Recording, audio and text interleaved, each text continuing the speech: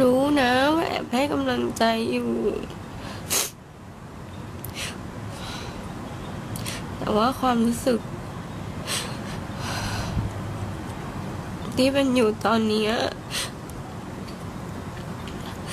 ถ้าคนที่เคยผ่านมาแล้วจะเข้าใจมัน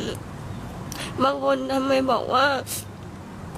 ไม่เก็บน้ำตาไว้ร้องให้พ่อให้แม่เวลาตายวันนี้กูแม่งโคตรเข้าใจคำนั้นเลยเว้ยพ่อแม่ก็ส่วนพ่อแม่เหมือนเป็นความรู้สึกคนละฟีลนึกออกไหมคนที่เรารักมันก็คนละฟีล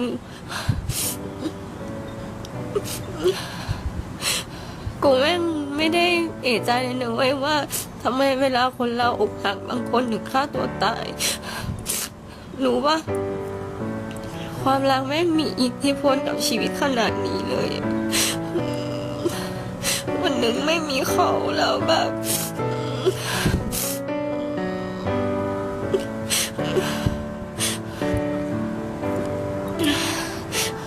มันเหมือนขาดอะไรไปอีกนานมากกว่าจะทำใจได้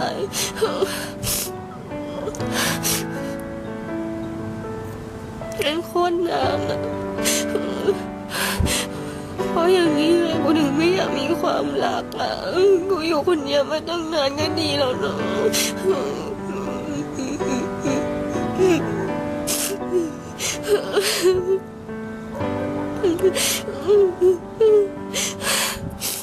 ใครแม่งไม่เป็นกูไม่รู้หรอกคนที่เขาผ่านตรงนั้นมาก่อนเขาจะเข้าใจเมย์ที่สุดแม่งเจ็บเจ็บเหมือนจะขาดใจ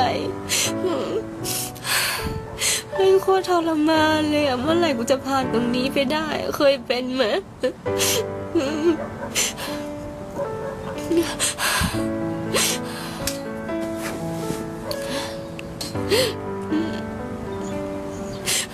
คนที่มีความรักคนที่มีแฟนรักษาความรักดีๆนะหาเวลาให้กันและกันบ้างทะเลาะกันแค่ไหนก็ห้ามลงไม้ลงมือ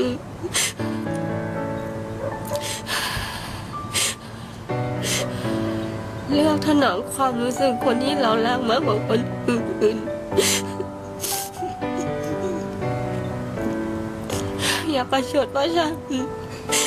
ทำทุกๆวันให้มันมีความสุขรู้ไหม